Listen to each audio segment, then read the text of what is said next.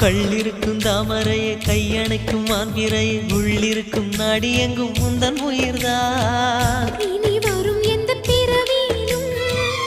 உனை சேர காத்திருப்பேன் விழி மூடும் இமை போல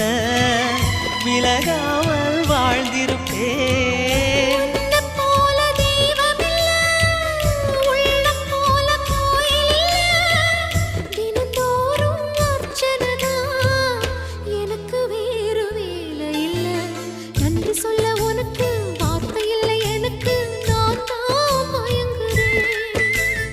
என்னுடைய மனச தந்து விட்ட பிறகும் ஏம்மா கலங்குற